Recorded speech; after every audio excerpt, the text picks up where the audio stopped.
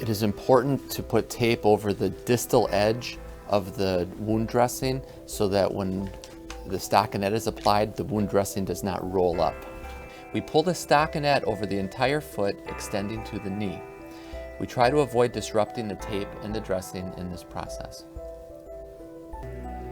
At this time, we smoothly fold the excess stockinette over the dorsum of the foot and secure with plastic tape.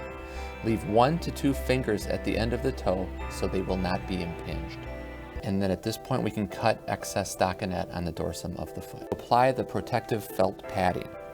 We align the circular flaps over the medial and lateral malleoli with the shorter or narrower portion directed towards the knee. Leave a finger's width space beyond the longest toe to ensure again that the toes are not impinged. Cut any excess padding to allow for approximately 1 to 3 inches of padding behind the heel. For a narrow foot, trim the corners of the heel for optimal cast contact. Starting with a 2-inch fold, roll the sleeve into a donut shape. Place the sleeve over the toes and unroll the sleeve extending towards the knee, leaving 2 inches of stockinette exposed. Pull the sleeve distally, leaving approximately 2 to 4 inches of excess beyond the toes. At this point, ensure that all existing protective layers are not being disrupted or binding the toes. Loosely fold excess sleeve over the dorsum of the foot and secure with plastic tape. Cut the excess felt padding at the knee, even with the white protective sleeve, and fold the stockinette over the white protective sleeve. The foot is bent at the knee, the leg is perpendicular to the ground, and the foot is at 90 degrees to the ankle. We take the wrap with the cast material, open it up on the side, and pull the cast material out.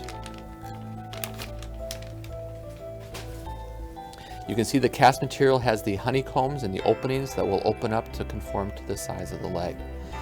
Like the cast protector, we're going to roll this up like a donut, and oftentimes we'll rotate it like a steering wheel to make sure all the bites are equal. There are 2 lines.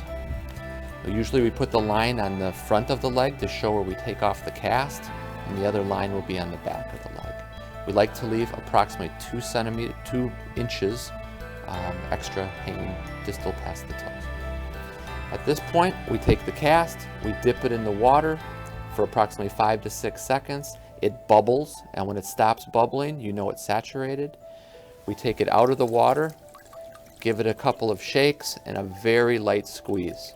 Squeezing it too hard leaves all the resin and the catalyst on the bottom. We bring it to the foot, we give it a little stretch, and we start applying it over the toes.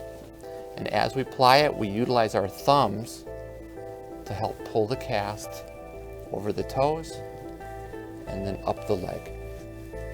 We assure that the foot's at 90 degrees, and then we rub it to get contouring to assure we have a total contact.